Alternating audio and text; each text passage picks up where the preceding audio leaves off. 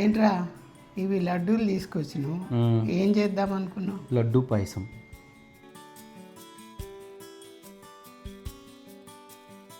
పాలుని అలా ఒంటరిగా స్టవ్ మీద వదిలేయకూడదు, మనం కంపెనీ ఇవ్వాలి. సో ఇలా కలుపుతూ ఉంటే అది ఆనందంతో అడుగంటకుండా హ్యాపీగా ఫీల్ అవుతుంది. లడ్డూ పాయసం ఎలా చేయాలో తెలుసా? తెలియదు, చూయించు. ముందుగా ఇంట్లో పెళ్ళిళ్ళు పేరెంటలు అవుతాయి కదా, మిగిలిందంతా మనం మిగిలినవి కాదు మిగిల్చుకోవాలి, అప్పుడే రుచి వస్తుంది. రే కెమెరా చూసి చెప్పురా. నాకేంటో కెమెరా చూస్తే సిగ్గేస్తుందమ్మా. ఏ ఆడపిల్లవా?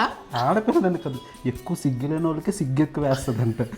నేను లేనని రోజులు ఏమేమి వండుకొని తిన్నారు? అసలు నేనైతే చిక్కి శల్యమైపోయాను, నీ మీద బాధపడ్డాను. అబ్బా, ఎందుకంటే మిక్సీలో వేస్తే డ్ర్ అని అంటే అయిపోద్ది. అంతగానం వేస్తే నా మిక్సీ ఖరాబ్ అవుతుంది. అది లడ్డు అమ్మా, రాయి కాదు, లడ్డూయే. ఇప్పుడు తినాలా మనం? తినడానికే కదా చేసుకునేది. అయ్యో, నేను ఇప్పటిదాకా పారేస్తావు అనుకున్నా కదా. నువ్వు పారేస్తావా అమ్మా? పారేసే అంత ఉంటుంది మన దగ్గర. లడ్డూలు దగ్గర పెట్టుకోవాలి.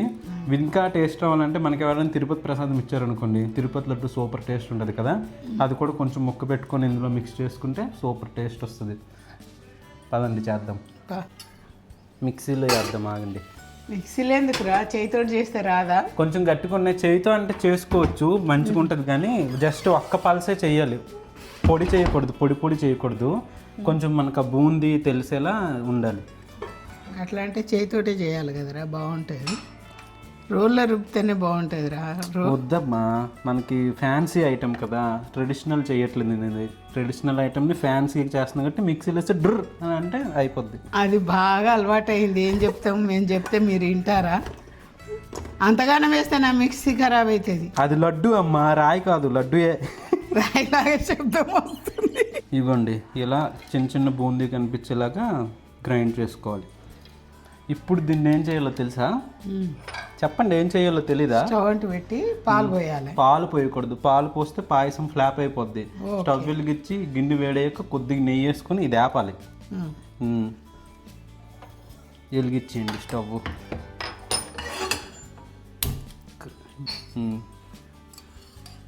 నెయ్యి వేసుకోవాలి, చాలు.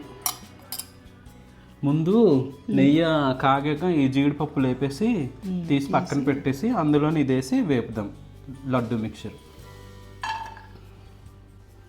ఏంటమ్మా మరి సంగతిలో? చెప్పాలి నువ్వే. నేను లేనని రోజులు ఏమేమి వండుకొని తిన్నారు? అసలు నేనైతే చిక్కి శల్యమైపోయాను, నీ మీద బాధపడ్డా. అబ్బా, అందుకే నారా అంత సన్నమైన. టీషర్ట్ చూడండి, లూజ్ అయిపోయింది, బొజ్జ అసలు కనిపిస్తలేదు. అసలు ఈ మధ్యన మాట్లాడితే నీళ్ళు పెద్ద ఫోజ్ కొడుతున్నారు. మీరు బిజీ అయిపోయారు. నేను ఇక్కడ రావమ్మా మెరుపుతేగా ఒక్కసారి వచ్చి కనబడమ్మా అని అన్నట్టే మన ఎలా వచ్చి మన అంత బిజీ అయిపోయారు మీరు. చాలే అమ్మా, తీసేద్దాం. తీనా?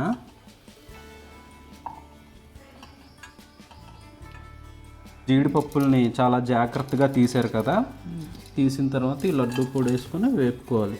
ఇక్కడ మీరు అందరూ గుర్తుపెట్టుకోవాల్సిన విషయం ఏంటంటే, జీడిపప్పు మా అమ్మ ఎంత జాగ్రత్తగా తీసారో అలా జాగ్రత్తగా తీయాలి. ఎట్టబడితే అట్ట తీస్తే జీడిపప్పు ఫీల్ అవుతుంది.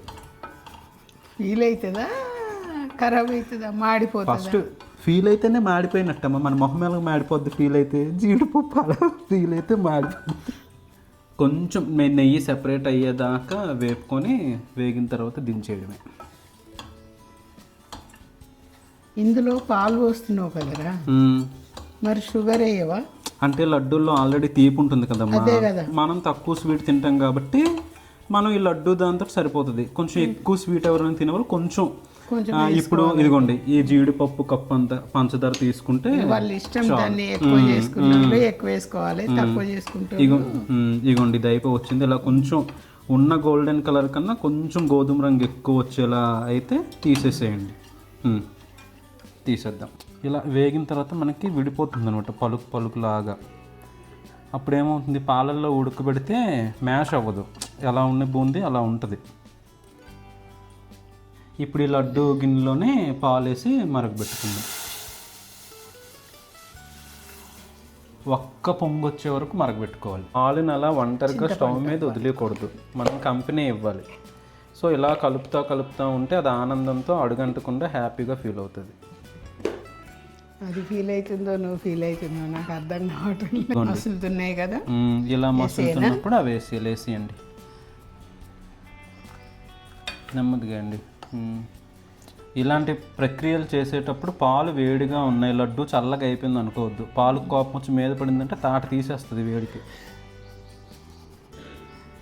వంట చేసేటోళ్ళు అన్నిటికీ అలవాటు పడాలిరా. అంతే, అన్నిటికీ అలవాటు పడాలి. పడితే లేకపోతే లేదు.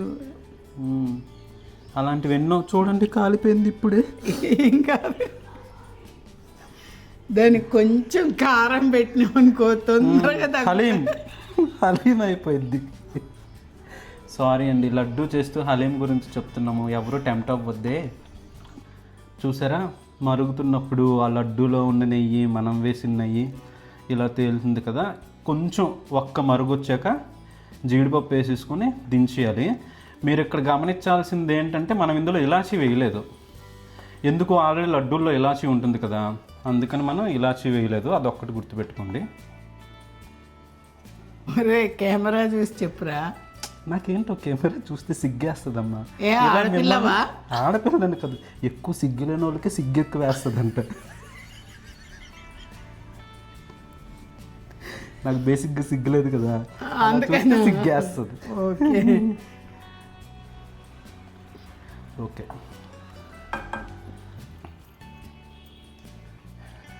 అందరి కోసం లడ్డూ పాయసం సిద్ధం. ఇలా మరుగుతున్నప్పుడు జీడిపప్పు వేసేయాలి. సారీ అండి, మా అమ్మ కెమెరా కనబడకుండా దుడుక్కుమని వేసింది, ఏమనుకోవద్దు. ఆల్రెడీ ఇందులో వేస్తుంది జీడిపప్పు. చూపించిన కదరా, ఇలా కెమెరా పెట్టి వేసేలోపు బుడుక్కుమని మునిగిపోయాయి. ఇదిగోండి జీడిపప్పు వేసాం మేము, మీరు నమ్మరా? టెట్టడే, దిస్ ఇస్ జీడిపప్పు. జీడిపప్పు వేసిన తర్వాత ఇదిగోండి ఒక్క 1 మినిట్ మరిగిచ్చేసి స్టవ్ ఆపేసి చల్లగా అయిన తర్వాత తింటే చాలా బాగుంటుంది. వేడివేడికి తినేయొద్దు. నాలుగు స్వీట్ పిచ్చోలు అయితే కొంచెంసేపు ఓపిక పట్టాలి మరి తినాలంటే. ఇదిగోండి మరిగిపోయింది కదా, ఈ స్టవ్ ఆఫ్ చేసేసి సర్వ్ చేసేసుకుందాం. చల్లగా అయితే తింటే చాలా బాగుంటుంది.